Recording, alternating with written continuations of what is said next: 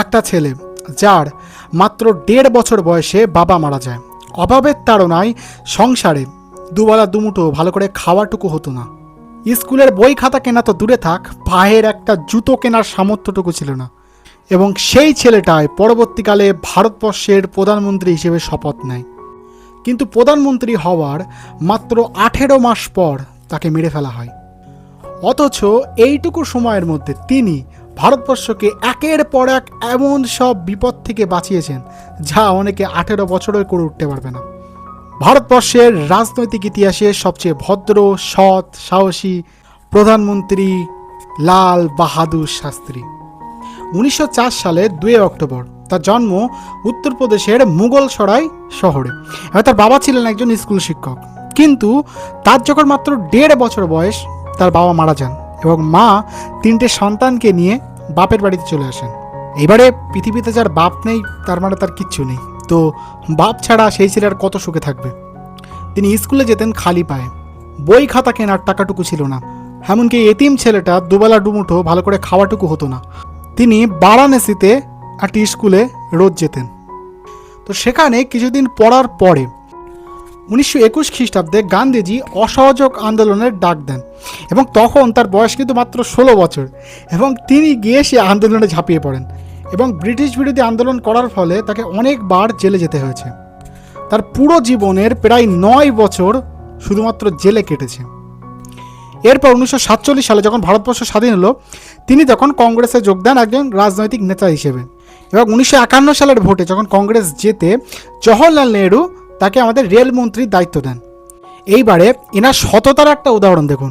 তো 1956 সালে একটা রেল দুর্ঘটনা হয় এবং সেটাতে কিন্তু এনার কোনো প্রত্যক্ষভাবে কোনো দায় ছিল না, কিন্তু শুধুমাত্র নিজের বিবেকের কারণে, নিজের একটা নৈতিক কর্তব্যবোধের কারণে ইনি রেলমন্ত্রী থেকে অবসর দিয়ে যান যে না, আমার আন্ডারে রেলে একটা দুর্ঘটনা ঘটেছে, আমি রেলমন্ত্রী আর থাকবো না। সবাই তাকে বারণ করছে, স্যার আপনি এরকম কেন করছেন, এতে তো আপনার কোনো দোষ নেই, কিন্তু তিনি রেলমন্ত্রীর পদ থেকে অবসর দিলেন এবং এরপর তাকে আমাদের ভারতবর্ষের স্বরাষ্ট্রমন্ত্রী করা হয়।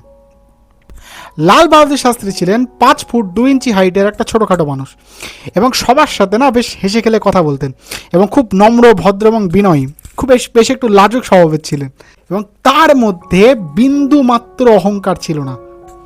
এই জন্য কংগ্রেসের না সবাই তাকে খুব ভালোবাসত। এরপর 1964 সালের 27শে মে টানা 16 বছর 9 মাস ভারতবর্ষের প্রধানমন্ত্রী থাকার পরে জওহরলাল নেহরু কিন্তু মারা যায় এবং নেহরুর পরে এবার তাহলে প্রধানমন্ত্রী কে হবে? এবং কংগ্রেসের তখন দলের সবাই বলে যে না, লাল বাহাদুর শাস্ত্রী খুব ভালো এবং সবার কথা শোনে, তো নেহরুর পরে লাল বাহাদুর শাস্ত্রীকে কিন্তু ভারতবর্ষের প্রধানমন্ত্রী করা হোক। এবং সেই মতো 9 জুন 1964 সালে তিনি ভারতবর্ষের দ্বিতীয় প্রধানমন্ত্রী হিসেবে শপথ গ্রহণ করেন। কিন্তু লাল বাহাদুর শাস্ত্রী যখন ভারতবর্ষের প্রধানমন্ত্রী হলেন, পুরো ভারতবর্ষ জুড়ে তখন একটা জঘন্য ক্রাইসিস চলছে। ইন্টারনালি ইন্ডিয়া তখন খুব একটা আনস্টেবল সিচুয়েশনের মধ্যে দিয়ে যাচ্ছে। পাকিস্তান প্রত্যেকটা দিন কিন্তু কাশ্মীরে জঙ্গিবাদ করার চেষ্টা করছে যে যাই হোক করে তারা কাশ্মীরকে ভারতবর্ষ থেকে আলাদা করবে। আবার ওদিকে নাগাল্যান্ডের বিদ্রোহী গোষ্ঠীরা তারা কিন্তু হাতে বন্দুক তুলে নিয়েছে, তারা অস্ত্র তুলে নিয়ে আমাদের ইন্ডিয়ান আর্মির উপরে অ্যাটাক করছে এবং নাগাল্যান্ডে কিন্তু প্রতিনিয়ত দাঙ্গা হচ্ছে। আবার সাউথ ইন্ডিয়াতে সেই সময় হিন্দি ভাষাকে দেশের জাতীয় ভাষা করবে এবং এইটার বিরুদ্ধে কিন্তু তখন ভয়াবহ প্রতিবাদ চলছে। আবার ভারতবর্ষের অবস্থা তখন এত খারাপ যে আমাদের তখন ভালো গম উৎপাদন হতো না, খাদ্যশস্যের প্রচুর অভাব, তো আমরা আমেরিকা থেকে তখন আমাদের গম ইম্পোর্ট করতে হতো, মানুষের তখন রীতিমতো খাওয়া হচ্ছে না। ভারতে তখন খাদ্যশস্যের প্রচুর আকাল চলছে। এটা তো গেল ভারতবর্ষের অভ্যন্তরীণ এইসব সমস্যাগুলো চলছে। আবার ভারতের বাইরে থেকে কত প্রবলেম চলছে দেখো। পাকিস্তানের কিন্তু সেনা ডিক্টেটর আইয়ুব খান, সে কিন্তু পুরোপুরি নেহরু মারা যাওয়ার পরে সে কিন্তু পুরো প্রস্তুতি নিয়ে নিয়েছে যে ভারতে অ্যাটাক করব এবং সে পুরো ভারতে হামলার তখন ছক কষছে এবং লাল বাহাদুর শাস্ত্রী প্রধানমন্ত্রী হবার আর কিন্তু কিছু মাস পরে সে কিন্তু ভারতে অ্যাটাক করবে। আমেরিকা আর সোভিয়েত ইউনিয়নের মধ্যে কিন্তু কোল্ড ওয়ার চলছে এবং পুরো পৃথিবীর দেশগুলো তারা এখন দুটো ভাগে ভাগ হয়ে আছে, এক দল আমেরিকার পক্ষে তো আর এক দল ইউএসএসআর এর পক্ষে। কিন্তু ভারত এখানে কিন্তু দুজনকেই অনেকটা ব্যালেন্স করে চলছিল। এখানে ভারতের উপর তখন প্রচুর চাপ আসতে থাকে যে কোনো একটা দিকে জয়েন করো। ওদিকে তার 2 বছর আগে 1962 সালে আমরা কিন্তু চায়নার কাছ থেকে যুদ্ধে হেরে গেছি এবং আকসাই চীনের কিছু অংশ কিন্তু চীন তখন অটোমেটিক কবজা করে ফেলেছে। আর এবার 1964 সালে চীন নিউক্লিয়ার বম তৈরি করার পুরো প্ল্যানিং করে ফেলেছে। এবং যদি চীনের হাতে তখন পরমাণু বোম চলে আসে, তারা যেভাবে প্রচেষ্টা চালাচ্ছে, এটা কিন্তু ভারতের জন্য তখন ছিল ডাইরেক্ট থ্রেট। এমন একটা জঘন্য কন্ডিশনে লাল বাহাদুর শাস্ত্রী ভারতবর্ষের প্রধানমন্ত্রী হিসেবে শপথ নিলেন। এবং মনে রেখে দেবেন, তার হাতে সময় কিন্তু স্রেফ 18 মাস। এর মধ্যে এতটুকু সময়ের মধ্যে তিনি ভারতের ইন্টারনাল সমস্যা মেটাবেন, ভারতকে বাঁচাবেন, নাকি ভারতের উন্নয়ন নিয়ে কাজ করবেন? কারণ স্রেফ 18 মাস পরে তাকে কিন্তু মেরে ফেলা হবে। তার হাতে কিন্তু মাত্র 18 মাস আয়ু বাকি আছে। এই টাফ সিচুয়েশানে লাল বাহাদুর শাস্ত্রী কিন্তু হার মানলেন না। উনি এই সমস্ত সমস্যার সমাধানও করলেন, আবার ভারতবর্ষের এমন উন্নয়ন করলেন যে এখনও পর্যন্ত ভারতবর্ষের ইতিহাসে বিরল, স্রেফ 18 মাসের মধ্যে। তো প্রথমে প্রধানমন্ত্রী হওয়ার সাথে সাথে উনি নাগাল্যান্ডের যারা রেবেল গোষ্ঠী, বিদ্রোহী গোষ্ঠী, ওদের সাথে সমঝোতা করার জন্য একটা পিস মিশন পাঠালেন। এবং সরকারি আধিকারিকদের একটা টিম গেল ওই বিদ্রোহী গোষ্ঠীগুলোর সাথে সরাসরি কথা বলার জন্য। সেই দলে ছিল জয়প্রকাশ, আসামের মুখ্যমন্ত্রী এবং আমাদের কেন্দ্র সরকারের বড় বড় আধিকারিক। তারা কিন্তু গিয়ে বিদ্রোহী গোষ্ঠীর সাথে সরাসরি কথা বলে যে তাদের দাবি দাবা কী, তারা কেন অস্ত্র তুলেছে। এতদিন পর্যন্ত তাদের সাথে ঝগড়া ঝামেলা করে কিন্তু কোনো সলিউশন হবে না। তাদের সাথে সমঝোতা করে কথাবার্তা বলে সেপ্টেম্বর মাসের মধ্যে পিস ট্রিটি সাইন করা হয়ে যায়, শান্তি চুক্তি তাদের সাথে করে নেওয়া হয়। এবং নাগাল্যান্ড তখন কিছুদিনের জন্য পুরো শান্ত হয়ে যায়। যে সরকার তরফ থেকে যখন সমঝোতা চলছিল, কথাবার্তা চলছিল, তো নাগাল্যান্ড বেশ কয়েকটা দিনের জন্য ঝামেলা মুক্ত হয়, দাঙ্গা মুক্ত হয়। এবং 1964 সালের অক্টোবর মাসেই তিনি গুজরাটে না বিশাল বড় একটা মিল্ক ফ্যাক্টরি ওপেন করতে চান, আমুল দুধের একটা বড় ফ্যাক্টরি উদ্বোধন করতে চান। এবং তখন তার হঠাৎ করে মাথায় আসে, আচ্ছা ভারতবর্ষে তো এত পরিমাণে দুধ উৎপাদন করা হয়, দই উৎপাদন করা হয়, কিন্তু এইটার জন্য তো কোনো অর্গানাইজ প্রসেস নেই, কোনো একটা সরকারি অর্গানাইজেশন নেই যে অর্গানাইজেশন এগুলো কন্ট্রোল করবে। এবং তিনি সঙ্গে সঙ্গে তৈরি করলেন national dairy development board, NDDB। এবং এই বোর্ড তৈরি হওয়ার ফলে কি হলো, এতদিন যে পরিমাণে আনঅর্গানাইজভাবে দুধ উৎপাদন করা হচ্ছিল এবং সেগুলো এবার সরকারিভাবে অর্গানাইজভাবে এই পুরো জিনিসটাকে একটা স্ট্রাকচারের মধ্যে নিয়ে আসা হলো। এবং আজ আমরা ভারতবর্ষ পৃথিবীর 4 ভাগের 1 ভাগ দুধ শুধুমাত্র উৎপাদন হয় ভারতবর্ষ থেকে। আমাদের র্যাঙ্কিং ওয়ার্ল্ডের মধ্যে নাম্বার 1। এই হোয়াইট রিভলিউশনের জন্য কিন্তু পুরোপুরি অবদান আমাদের লাল বাহাদুর শাস্ত্রীর। এই মানুষটা কত কিছু করতে চাইছিল, ভারতকে ভালো করতে চাইছিল, কিন্তু তার হাতে সময় তো অনেক কম, তাই না? আচ্ছা, এইবার যখন ইংরেজরা ভারতের শাসন করতো এবং ইংরাজি যেহেতু তাদের ভাষা, তো ভারতের মানুষ চাইছিল যে বিভিন্ন দেশের মতো আমাদের যে জাতীয় ভাষা, যে ভাষা সবচেয়ে বেশি সংখ্যক মানুষ বলে, হিন্দি ভাষা, ওইটাকে ভারতবর্ষের জাতীয় ভাষা করে দেওয়া হোক। এবং কংগ্রেস থেকে এটা ঠিক করা হয় যে 1965 সালের 26শে জানুয়ারি হিন্দিকে কিন্তু অফিসিয়াল ল্যাঙ্গুয়েজ ঘোষণা করে দেওয়া হবে। এইবারে সাউথ ইন্ডিয়ায় তামিলনাড়ু থেকে শুরু করে কেরালা, অন্ধ্রপ্রদেশ, এরা কিন্তু প্রচুর পরিমাণে আন্দোলন করতে শুরু করে। এরা বলে আমরা তামিল তেলুগু ভাষায় কথা বলি, আমরা তামিল ভাষায় কথা বলি, আমরা ওইভাবে হিন্দিকে অ্যাডাপ্ট করতে পারবো না। এবং 26 জানুয়ারির দিন, যে দিন হিন্দিকে অফিসিয়াল ল্যাঙ্গুয়েজ করার কথা ছিল, তার কয়েকদিন আগে থেকে বিশাল কিন্তু তামিলনাড়ুতে ভায়োলেন্স শুরু হয়। আমাদের দেশের সংবিধানের পাতা জ্বালিয়ে দেওয়া হয়, মানুষজন পুলিশ স্টেশন ঘিরে ফেলে, পুলিশের উপরে ইট পাথর ছুটতে থাকে, কয়েকজন দাঙ্গার আগুনে পুড়ে মারা যায়। এবং তাদের সবার একটা কথা ছিল যে হিন্দিকে দেশের অফিসিয়াল ল্যাঙ্গুয়েজ করা যাবে না। এবং এইটা দেখে, এই আন্দোলন দেখে তো লাল বাহাদুর শাস্ত্রী বুঝতে পারেন যে না, এইভাবে হিন্দিকে করা যাবে না। এবং তিনি একটা কথা, তিনি পার্টির সবাইকে মিলে এই ডিসিশন নেন যে এবার থেকে সরকারি অফিসিয়াল ল্যাঙ্গুয়েজ হিসেবে ইংরাজি ইউজ হবে এবং যে রাজ্যের ভাষা সেই ভাষাও এর সাথে ইউজ করা যাবে। যেমন আমরা পশ্চিমবঙ্গের লোক, আমরা বাংলা ইউজ করতে পারবো ইংলিশের সাথে, যারা তামিলনাড়ুর লোক তারা ইংলিশের সাথে তামিল ইউজ করতে পারবে। তো এইভাবে পুরো প্রসেসটা হবে। এবং যখন লাল বাহাদুর শাস্ত্রী এইটা ঘোষণা করলেন, এই নিয়মটা করলেন, তো তখন সাউথ ইন্ডিয়াতে এই দাঙ্গা পুরো থেমে যায়। এইবারে পাকিস্তানি সেনাবাহিনীর ডিক্টেটর আইয়ুব খান, তার কিন্তু লালসা জাগে যে ভারত এখন ইন্টারনালি প্রচুর ঝামেলায় জড়িয়ে আছে এবং কোনোভাবে এবার আমরা কাশ্মীরকে দখল করব, কোনোভাবে কাশ্মীরকে এবার ভারতের থেকে আলাদা করতে হবে। এখানে আইয়ুব খান একটা শয়তানি বুদ্ধি করে। সে কিন্তু ভারতের ওপরে প্রথমে সরাসরি অ্যাটাক করেনি। সে কি করেছে, বিভিন্ন আদিবাসী গোষ্ঠী সম্প্রদায়কে কাশ্মীরে ঢুকিয়ে দিয়েছে। প্রায় 20 থেকে 30,000 মানুষকে কাশ্মীরে ঢুকিয়ে দিয়েছে। এরা ছিল আদিবাসী গোষ্ঠীর লোক, এদেরকে দায়িত্ব দিয়েছে যে তোরা কাশ্মীরের মধ্যে ঢুকবি, ঢুকে ভারতের সেনাবাহিনীর উপরে অ্যাটাক করবি, এবং আমরা সারা দুনিয়াতে এটা প্রচার করবো যে দেখো কাশ্মীরে আবার দাঙ্গা হচ্ছে, কাশ্মীরের লোকাল মানুষরা ভারতের সেনাবাহিনীর উপর এগিয়ে গেছে এবং তারা কিন্তু সেনাবাহিনীর উপর অ্যাটাক করছে।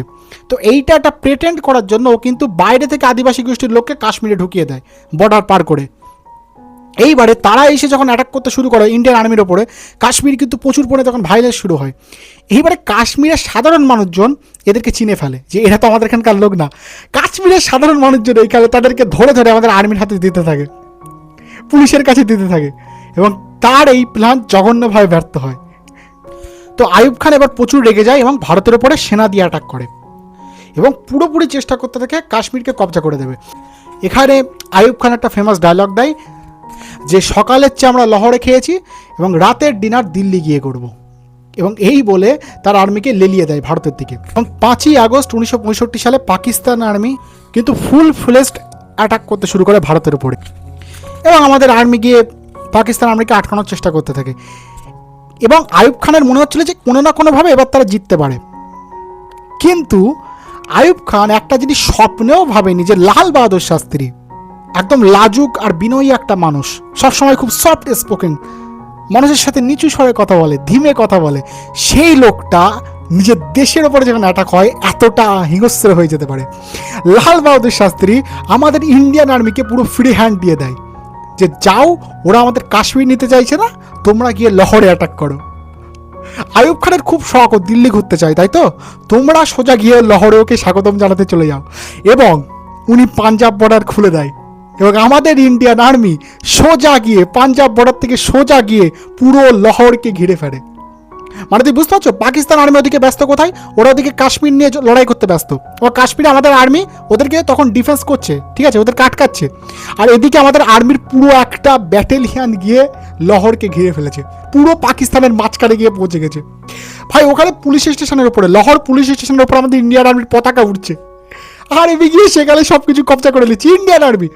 আইয়ুব খানের পুরো মাথা খারাপ হয়ে গেছে, ও বলছে সর্বনাশ, ও স্বপ্নেও ভাবেনি, ও শুধু ভেবেছিল আমরা অ্যাটাক করবো এবং ভারত ডিফেন্সিভ খেলবে, কিন্তু লাল বাহাদুর শাস্ত্রী যে এতটা হিংস্র হয়ে যাবে এবং আর্মিকে যে এতটা ফ্রি হ্যান্ড দিয়ে দেবে যে সোজা গিয়ে লাহোরে চলে যাও, উনি বর্ডার খুলে দিয়েছে যে তোমরা লাহোরে গিয়ে পুরো লাহোর কবজা করে নাও যাও। এইবারে তোমরা জানো তো আমেরিকা পাকিস্তানের চামচা, এবং আমেরিকা এবার ভারতকে হুমকি দেয়, বলে যে তোমরা এইভাবে যেখানে আর্মি ছিল তোমরা আর্মিকে আবার আগের জায়গায় ফেরত আনো, লাহোর থেকে আর্মিকে আবার ভারতে নিয়ে এসো, ওইভাবে একটা দেশের মধ্যে তোমরা ঢুকে গিয়েছো কেন, যুদ্ধ এখানে থামাও, কোনোভাবে যুদ্ধ থামাও, না হলে কিন্তু ভারতকে আমরা গম দেবো না। লাল বাহাদুর শাস্ত্রী বলছে তোমার গমের আর কোনো প্রয়োজন নেই, তোমাদেরকে আমাদের খাদ্যশস্য দিতে হবে না, এই যুদ্ধ থামবে না, আমাদের আর্মি লাহোরকে কবজা করতে গিয়েছে, ওইখানে থাকবে, আমাদের আর্মি যেখানে আছে সেখানে থাকবে, আমরা আর্মিকে পেছনে নেব না, এবং এই যুদ্ধ। এবং লাল বাহাদুর শাস্ত্রী সরাসরি ঘোষণা দিয়ে দেয় যে আজ থেকে আর আমেরিকার কাছ থেকে এই মুহূর্ত থেকে আমি আর কোনো গম কিনবো না, কোনো খাদ্যশস্য কিনবো না, এবং উনি স্টেজে উঠে ভাষণ দেয় যে আমার দেশবাসী, এখন আমাদের দেশে খাওয়া হচ্ছে না, আমাদের দেশে খাদ্যশস্যের অভাব, আপনারা এবার থেকে সোমবারের দিন ব্রত রাখবেন, একটু কম খাবেন, একদিন করে উপোস করবেন সপ্তাহে, এবং এইটার তখন নাম দেওয়া হয় প্রতি সোমবারে করে যে ব্রত রাখা হতো সেটাকে তখন নাম দেওয়া হয়েছিল ভারতের শাস্ত্রী ব্রত। ভারতবর্ষের মানুষ যা শাস্ত্রীজির একটা কথায় পুরো দেশের হিন্দু মুসলমান সবাই মিলে ব্রত রাখতে শুরু করে, এবং এই সময় সেই লাল বাহাদুর শাস্ত্রীর ফেমাস স্লোগান উঠে যায়। লাল বাহাদুর শাস্ত্রী গিয়ে বলেন যে আজ থেকে একটা স্লোগান দাও, জয় জওয়ান জয় কিষান, দেশের কৃষকদের জিন্দাবাদ এবং আমাদের সেনাবাহিনীর জিন্দাবাদ। এবং এটা কিন্তু এমনি এমনি না রে ভাই, লাল বাহাদুর শাস্ত্রী ভারতবর্ষের প্রধানমন্ত্রী হওয়ার পরের দিন থেকে উনি ডিফেন্সের বাজেট আস্তে আস্তে আস্তে আস্তে বাড়াচ্ছিলেন, এবং এই সব যুদ্ধের জন্য ভারত তখন আগে থেকে প্রস্তুত ছিল। উনি জানতেন যে 62 যুদ্ধে আমরা হেরেছি, আর কোনো যুদ্ধে আমরা হারবো না, এবং ভারতবর্ষে কৃষকদের জন্য গ্রিন রেভলিউশন বা সবুজ বিপ্লবের যে প্রকল্প, এটা লাল বাহাদুর শাস্ত্রী শুরু করেন, এবং তার আমলে কৃষকদের জন্য food corporation of India FCI চালু হয়। এইবারে যুদ্ধ না থামালে সোভিয়েত ইউনিয়ন আর আমেরিকা হুমকি দেয় যে ভারত এবং পাকিস্তানের উপর, দুটো দেশের উপরে কিন্তু স্যাংশন লাগিয়ে দেবে, এক্ষুনি যুদ্ধ থামাও। তো বাধ্য হয়ে যুদ্ধ তখন থেমে যায়। আমাদের আর্মি লাহোরে গিয়ে বসেছিল, ওদেরও আর্মি আমাদের কাশ্মীরের 37 কিলোমিটার একটু ভেতরে এসে বসেছিল, এবং আমরা একটা বিশাল অ্যাডভান্টেজ পজিশনে ছিলাম। তো এইবারে সোভিয়েত ইউনিয়ন থেকে, USSR থেকে ভারত এবং পাকিস্তানের মধ্যে শান্তি চুক্তির জন্য উজবেকিস্তানের তাশকান্তে ডাকা হয়, সেখানে একটা সন্ধি চুক্তি স্বাক্ষর করার জন্য। এবং এই সন্ধি চুক্তিতে বলা হয় যে দুই দেশের আর্মি যুদ্ধ শুরু হওয়ার আগে যেখানে ছিল যার যার আর্মি যার যার দেশে ফিরে যাবে। এইভাবে কোনো ইলিগালভাবে অকুপেশন আর চলবে না, যার যার আর্মি যার দেশে ফিরে যাবে এবং দুই দেশে যুদ্ধ থামিয়ে নেবে, একটা পিস ট্রিটি সাইন করার জন্য। তো সেখানে আমাদের লাল বাহাদুর শাস্ত্রীকে ডাকা হয় এবং পাকিস্তানের আইয়ুব খানকে ডাকা হয়। এবং 10 জানুয়ারি 1966 সালে তাশকান্তের যে সন্ধি চুক্তিতে লাল বাহাদুর শাস্ত্রী সই করলেন এবং এটাই তার জীবনের শেষ সিগনেচার ছিল, কারণ আর কয়েক ঘন্টা পরে তিনি মারা যাবেন।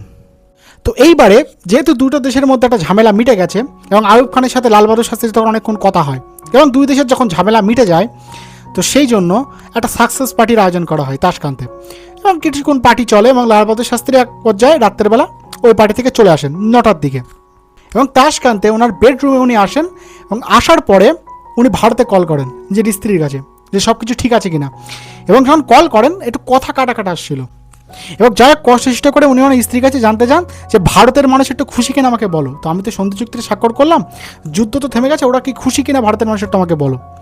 তো এবার লাল বাহাদুর শাস্ত্রী স্ত্রী বলে যে দেখো সব তো ঠিক আছে, এবার কাশ্মীরের যে হাজিপির একটা পিক ছিল যেটা ইন্ডিয়ান আর্মি ক্যাপচার করেছিল ওইটা তুমি ছেড়ে দিয়েছো, তো ওইটার জন্য দেশের লোক একটু রেগে গেছে, কারণ ওই একটা পিক ক্যাপচার করতে গিয়ে আমাদের প্রায় 1000-এর উপরে আর্মি তখন শহীদ হয়ে গেছিলো।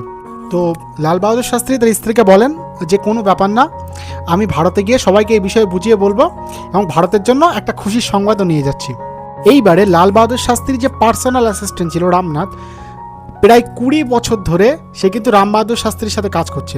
তো সে বলে স্যার এখন রাত্রে আপনি কী খাবেন, তো লাল বাহাদুর শাস্ত্রী বলে আমি তো পার্টি থেকে এটা সেটা খেয়ে এসেছি, তো আমার জন্য হালকা কোনো সবজি বানাও, রাত্রে বেশি কিছু খাবো না। এবং রামনাথ তখন রান্নাঘরে যায় এবং লাল বাহাদুর শাস্ত্রীর জন্য কিন্তু মোহাম্মদ জান বলে একটা শেফ এবং একজন রাশিয়ান শেফ, তারা কিন্তু দুজন মিলে একটা পালাক কারি একটা সবজি বানায় এবং সেইটা রামনাথ নিয়ে এসে লাল বাহাদুর শাস্ত্রীকে দেয় এবং তিনি সেটা খান। খাবার পরে তাকে দুধ দেওয়া হয় 1 গ্লাস এবং সাথে একটা ইসবগুল দেওয়া হয় যা হজমে সাহায্য করে। তো খাওয়া দাওয়া শেষ করে না লাল বাহাদুর শাস্ত্রী বেশ টেনশন করছিলেন মাথায় একটু, যে দেশের লোক রেগে আছে, টেনশন করছিলেন আর নিজের ঘরে পায়চারি করছিলেন। এইবারে সেই সময় একজন ফটোগ্রাফার প্রেম বৈদ্য সে এসে বলে আমি লাল বাহাদুর শাস্ত্রী একটা ইন্টারভিউ নিতে চাই, একটা ছবি তুলতে চাই, কিন্তু তাকে ঢুকতে দিচ্ছে না, বলছে না উনি এখন বেশ চিন্তিত এবং উনি অনেক ক্লান্ত, ওনার ঘুমানোর সময় হয়েছে, এখন তোমাকে ফটো তুলতে দেওয়া হবে না। কিন্তু প্রেম বৈদ্য কিন্তু চুরি করে জানলা দিয়ে লাল বাহাদুর শাস্ত্রীর একটা ভিডিও করে নেয়। এই হচ্ছে সেই ভিডিও এবং ভিডিওতে দেখা যাচ্ছে যে লাল বাহাদুর শাস্ত্রী খুব টেনশন করছে এবং নিজের ঘরে পায়চারি করছে। উনি শুধু বারবার টেনশন করছে দেশে গিয়ে মানুষকে কি বলবে এবং এই ব্যাপারটা কিন্তু কীভাবে এক্সপ্লেন করে কালকে গিয়ে সেইটা নিয়ে উনি ভাবছেন। এইটা ওনার একদম মৃত্যুর মাত্র কিছু ঘন্টা আগের ভিডিও। এই পায়চারি করতে করতেই কিন্তু উনি গিয়ে শুয়ে পড়েন, তার মানে ওনার যদি কোনো খাবারে বিষ মেশানো থাকে সেটা কিন্তু ওনার আগেই খাওয়া হয়ে গেছে। সুতরাং এইটা তার পরের অবস্থা, মানে বুঝতে পারছো, মানে এতক্ষণে লাল বাহাদুর শাস্ত্রী যদি কোনো একটা জিনিসে বিষ মিশিয়ে খাওয়ানো হয়ে থাকে তিনি কিন্তু সেটা খেয়ে নিয়েছেন এবং পায়চারি করছেন। তো এরপরে তিনি শুয়ে পড়েন এবং নিজের সিকিউরিটি ইনচার্জ এবং পার্সোনাল সেক্রেটারিদের বলেন তোমরাও গিয়ে শুয়ে পড়ো। তো এরপর রাত 12:30 নাগাদ লাল বাহাদুর শাস্ত্রী কিন্তু ঘুমোতে যায়, উনি ঘুমিয়ে পড়েন 12:30টার সময় এবং লাল বাহাদুর শাস্ত্রী কিন্তু পাশের ঘরে সিকিউরিটি ইনচার্জ আর Kapoor, personal assistant MNN Sharma এবং প্রাইভেট সেক্রেটারি JN শাহ, এরা 3 জন মিলে তখন ব্যাগপত্র গোছাচ্ছে, যেহেতু কালকে সকাল হলে ভারতে চলে আসবে। পাশের রুমে এটা হচ্ছে, দোতলায় লাল বাহাদুর শাস্ত্রীর যে পার্সোনাল ডাক্তার RN চুং এবং রামনাথ, তারা দুজন ঘুমাচ্ছে।